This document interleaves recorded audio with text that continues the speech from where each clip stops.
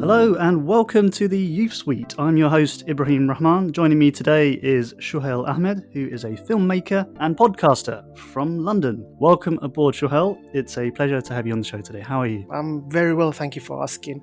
Very excited to be on your show and to be your first guest as well. No, it's a real pleasure to have you here today, and I'm really looking forward to learning more about your filmmaking journey and all the other things in between. But first of all, just tell us about your background. I am British Bangladeshi. I grew up in London most of my life, and I do filmmaking in my spare time. So we do a range of projects like short films to documentaries, and I also host a podcast as well, where I explore and get in touch with creative potentials who may not get the exposure that they deserve, we just discussed their journey basically. That's fantastic. Let's explore your film project, starting off with the web series Classified Freaks. Talk us through that. Yeah, so Classified Freaks was an idea that I came up with a long time ago. It was originally actually meant to be a comic book, a limited comic book series. And I then got inspired to make it into a web series.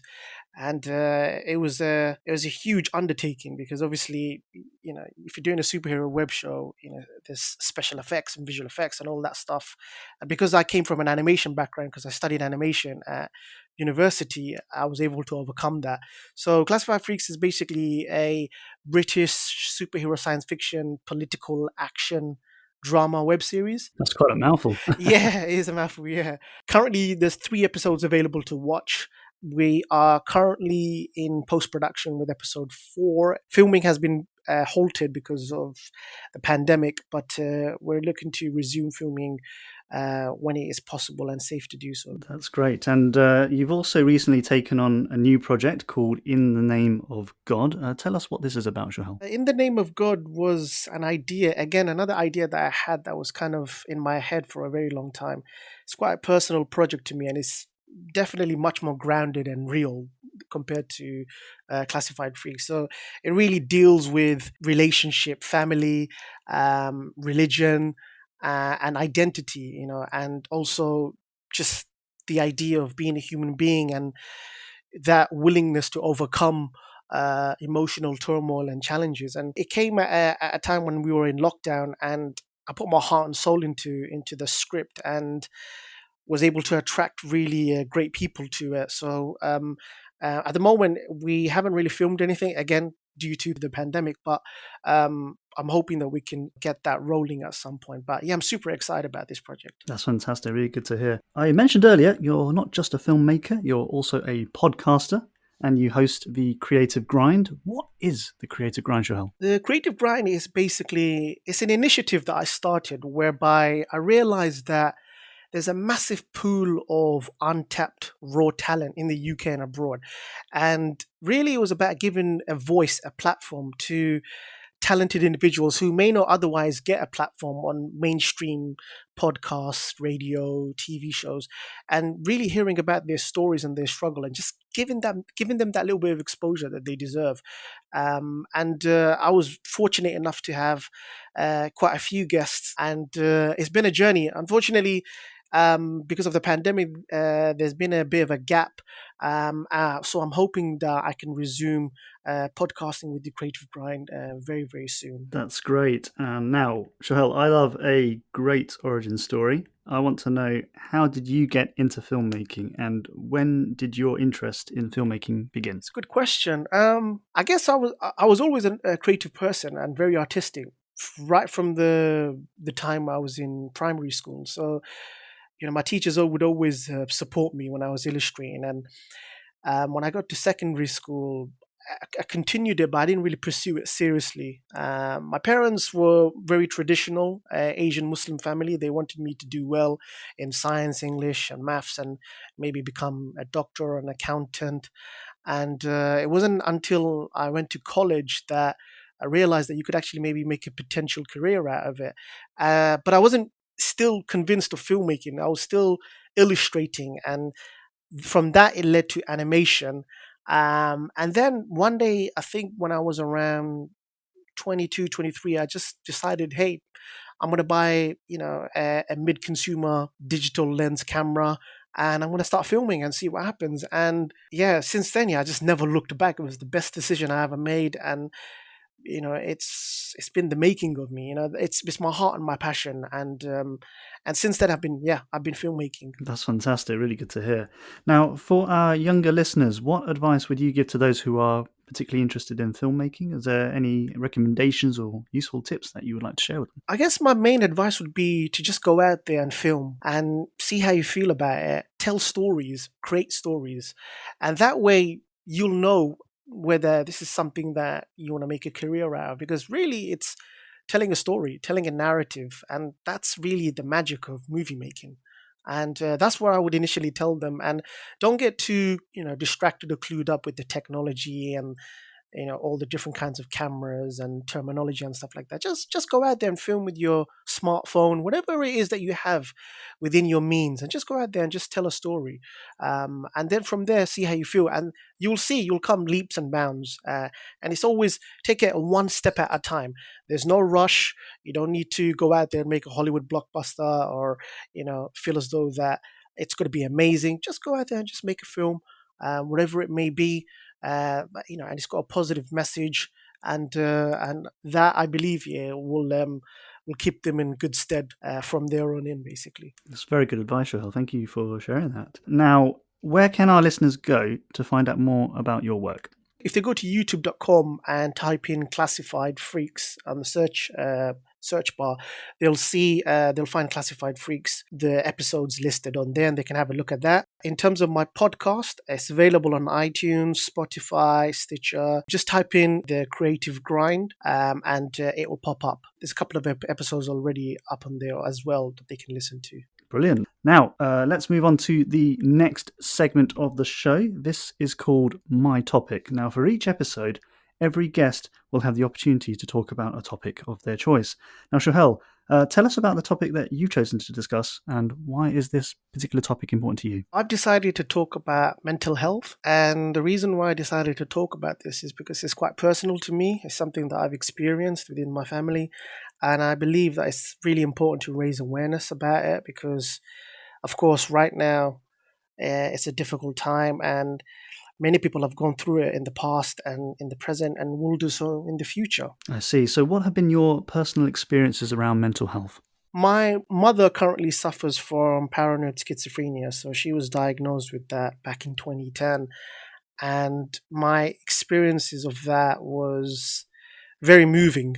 And I guess through that experience, I realized how serious and important mental health well-being is for anyone. And it was through that journey that I learned so much about mental health and even the stigma and sometimes the negative connotations and perception about it as well. When would you say that you had that moment perhaps in your life when you said to yourself that I'm going through some problems here and I need to do something about it? You mentioned about your mother, but was there something about the experiences that your mother went through that really had an impact on you personally? Yeah, it did. I mean, I grew up with, a sibling it was myself, my younger brother, and three sisters. And it became very apparent that my mum was getting really paranoid and very apprehensive, very anxious, sometimes very argumentative, and it became almost repetitive and routine. And we were young, and I guess we didn't really realize how serious it was until someone outside of our family kind of said that, look, you really need to go to the doctors and get your mom checked out. Now, granted, my parents are divorced, so it was literally me and my siblings living with my mom, and we were looking after each other, and we had to grow up pretty fast and mature pretty fast because my mom couldn't really look after herself. So it was really a neighbor and a couple of other people that said to us that you really need to go to the doctors.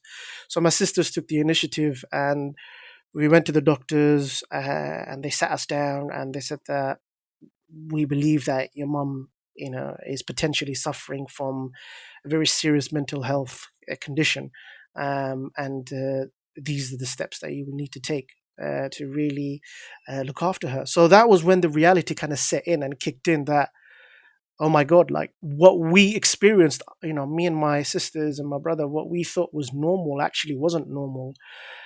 Because I never experienced it outside of that. I never really was educated on it. I was never really informed on it. Nobody really talked about it in my family, mental health. It was just kind of something that was just, in the background, the periphery, but you wouldn't really think about it. Yeah, and it must also be equally just as hard to, when it was identified that your mother had this difficulty, that Mm. must have been hard for you as her son, to realize, gosh, my mum's going through this really serious difficulty. I mean, that must have been really difficult and quite heartbreaking for you, I would have imagined. Yeah, it was like, in a strange way, it was also a relief, if you think about it, because we wasn't really sure what was wrong with our mom. We thought, there was something that wasn't right and it didn't really add up. But it wasn't until we took her to the doctors that there was a sense of relief that, okay, now we know what we're dealing with. She's been diagnosed and hopefully she can get the help that she needs because, obviously being a mother of five children and a single mother, it was a very, very difficult time. We were struggling financially. We were struggling just as a family, and yeah, it was a very difficult time. But I always believe, as a Muslim, I always believe that God knows best, and this was a trial that we went through, and it definitely shaped me into who I am today, and that's why it is something that I am quite passionate about, and I think it's something that people should talk about if they are comfortable to talk about it, and more people should be educated on it because um, as far as I'm aware from my research and watching the media and television and whatnot, mental health is on the increase, unfortunately. What I would also like to ask you, Shuhel, is particularly with the creative work that you've been doing with regards to filmmaking and podcasting, would you say that these activities, they were perhaps a place that you could escape to, where you could put your problems that you were experiencing, in your personal life behind you, be able to do something that potentially could give you focus upon, where it could just help you to focus on something completely different. But on top of that, you would do some work, maybe complete an episode, complete a film, and then it would also give you that sense of achievement when you've done it as well. I mean, how much of an impact would you say that had on you amidst everything else that was going on behind you? I think you kind of summed it up really well. Filmmaking and creativity was a coping mechanism for me. It was a way of escaping the difficult situation that me and my family were in. And I was able to channel that through my creativity, and a lot of the personal experiences that I went through actually made it into my creative projects. And yeah, it was a great outlet, and I was very, very fortunate to have that. And really, it was kind of a very productive and positive experience in one sense as well, because you get to discover yourself and you get to realize what your purpose is in this world, and you get to use your talent and your tools to really change the world for the better, through your projects. So for me, absolutely, it was an outlet that I was able to use to create projects and put a positive message out there. But at the same time, it was a way for me to cope with the situation that me and my family found ourselves in. And also on the topic of achievement, I mentioned that just a moment ago. I think that this is also a really nice opportunity to mention to you that you've achieved a lot as a filmmaker from how I see it as an outsider. I think for you, working on a web series like Classified Freaks, I appreciate that. By no means is that easy, especially when you're working on like a limited budget as well. And you've already produced 3 episodes. You've managed to attract some actors with quite sizable social media followings, like people like Smash Bengali and Khalil Muhammad. So surely that's a sign that there are people out there, particularly who recognize and support your work and your vision. And I think that's something that shouldn't be overlooked. You've come a long way, and if you're performing at this level now, and especially with all the other experiences that you've had going on in your life, I think you've done incredibly well. And I think I'm quite excited personally to see what you could do when you've reached your full potential. Yeah, I'm excited as well. It's weird as well because sometimes we get so wrapped up with success being tallied up with numbers and views and whatnot. And really, I don't think you should, measure success like that, because even the little things like you mentioned, just to be able to overcome that hurdle of just creating a show, bringing a group of people, and putting it out there, that's a massive accomplishment in itself. And I didn't really realize that until a couple of episodes later, that I realized, like, wow, you know what, I should actually be proud of myself, because many people don't even get that far. And that in itself is a testament to myself and the group of people that I was involved in to really work together creatively and passionately to put something out there that we were all invested in. And for me, that was the biggest achievement that I've creatively ever achieved. And that's why I always say to people, just be grateful and express gratitude that, every little progress you make is success. And don't ever, measure success just by numbers and data and analytics and stuff like that, because really sometimes you can get lost in there and then you'll forget why you were doing it in the first place. So for me, absolutely, it kept me grounded, in one sense, and I am super excited because even though I'm going to continue filmmaking in my spare time as a hobby, because there is a different career that I'm going to go in as well. There is a couple of projects that I'm super excited to be working on that I believe will demonstrate my potential as a filmmaker. And I look forward to that. But just going back, we'll just back step a little bit, because I know you touched upon the stigma of mental illness. Now, I remember reading a news article not that long ago about British Asians and how they're challenging the stigma of mental illness. And when it was World Mental Health Day, and this falls on the 10th of October every year, I read that news piece and I decided to share my thoughts in a social media post. That mental health is still a difficult subject to discuss, particularly within the British Bangladeshi community, which I belong to, and as you mentioned earlier, you belong to that as well. It's not really spoken about, as you've also talked about, particularly those who are suffering. They tend to suffer in silence as well. Now, there are, of course, numerous issues attached to this, but I'll only just list a few here, which I mentioned about in that post. And some of these things include where there's a culture of shame surrounding mental illness. There is a fear of losing reputational standing within the community. There's also a risk to marriage prospects. There's discouragement of talking about these problems openly, especially with immediate families. Now, just from these points that I've listed here, Shuhel, would you say you can relate to any of those? Do any of these resonate with you at all? Or is there perhaps another issue that I haven't mentioned that you would want to highlight? I think it's just a misunderstanding, and it's only when one of your own family members, becomes mentally unwell that you start to realize that this is actually a very serious thing. And there are great organizations out there and great institutions that will offer you that support. I mean, my mom has received amazing support from the NHS, for example, um, who are completely sympathetic and understanding to my mum's condition. And I'm eternally grateful for that. And, I went to, if you go to, I mean, depending on your local community, in terms of your religion or non-religion, there are other institutions as well that, if you ask a friend or a family member, they will be able to help you. There is a stigma attached to it. And unfortunately, even up to this day, there is still some misunderstanding and um, a negative connotation attached to mental health. And I think people just need to take a step back and just we I think collectively we just need to be very sensitive that what we say, our language, how we say it, is very important. When we talk about mental health, especially those who are affected by mental health, it's essential that how we approach it and the fact that we have to be sympathetic and we have to open a dialogue, because it's a very real thing, and I think we're kind of slowly gravitating towards that now. And like you mentioned, every 10th of October you've got Mental Health Awareness Day, which is fantastic.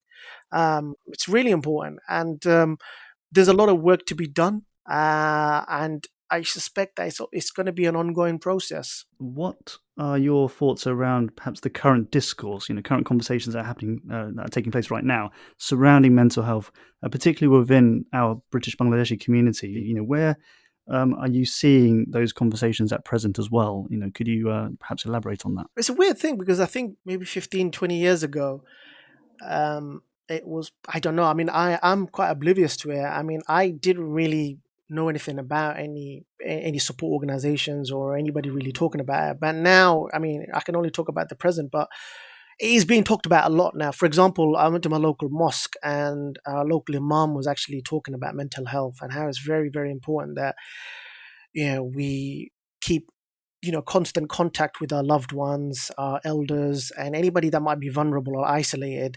and to have an open mind, and not to judge.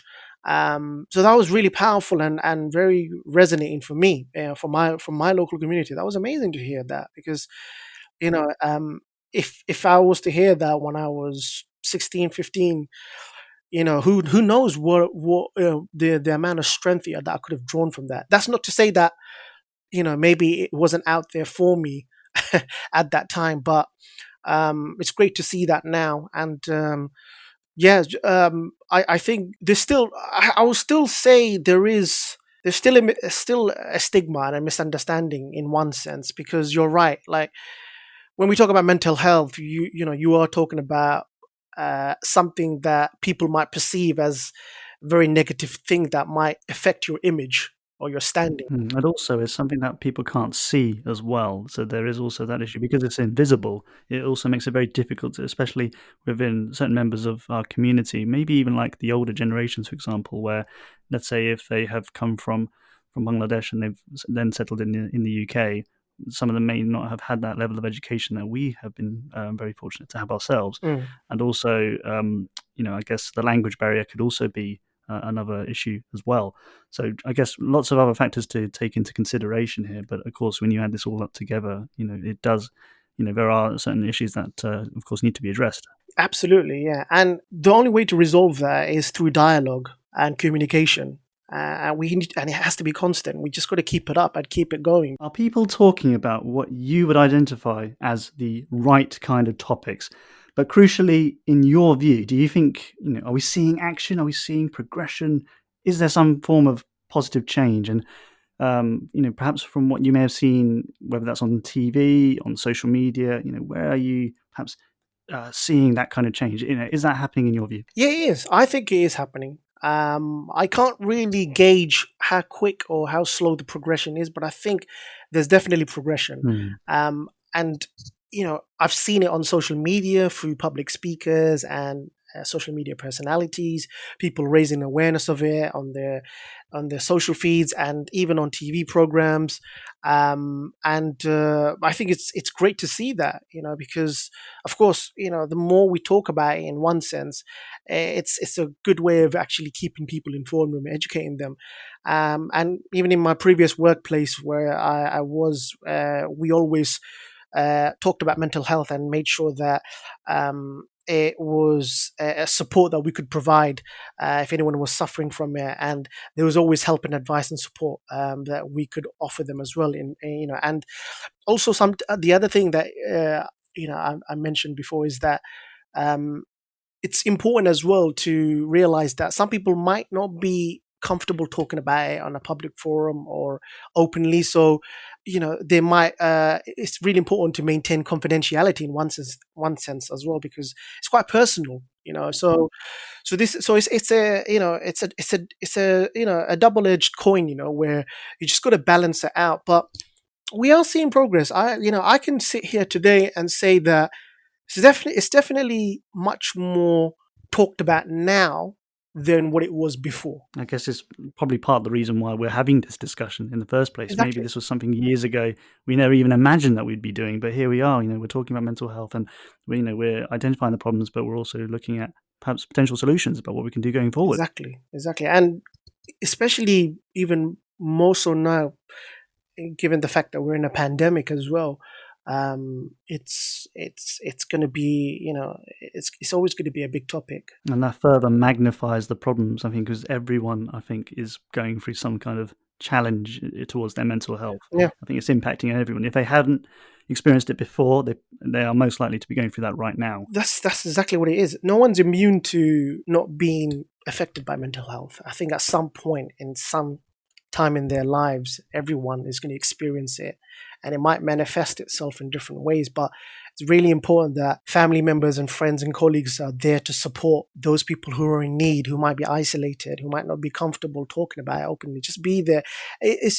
All it takes is just to open up a dialogue and support them, because you could be potentially, saving their lives as well. So it's very, very important that we maintain dialogue and we look out for one another. Very wise words, Shuhel. Thank you so much for really bringing to light such a pertinent subject, really. Mental health really is such a crucial subject, especially in the context of the pandemic that we're all experiencing right now all over the world. Now, we're going over to the final segment of the show, and this is called 60 Seconds. This is a light-hearted but a fast-paced quiz where I'm going to ask you questions about your favourite things, and you need to answer as many as possible within 1 minute. That's all you've got. You've just got the 1 minute there. But if you do get stuck on any questions, you can simply say pass, and I'll move on to the next one. So does that sound okay to you? Yeah, that sounds great. I'm up for it now. Brilliant. Let's see how good you are under pressure, Shuhel. Your time, your 60 seconds starts now. Favorite movie? Terminator 2. Favorite book?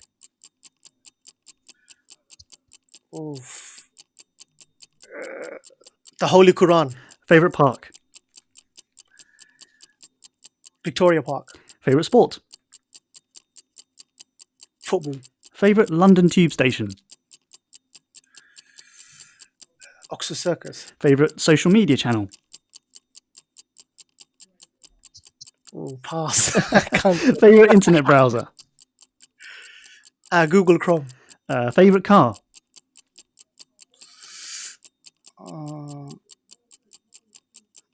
Pass. Favorite ice cream?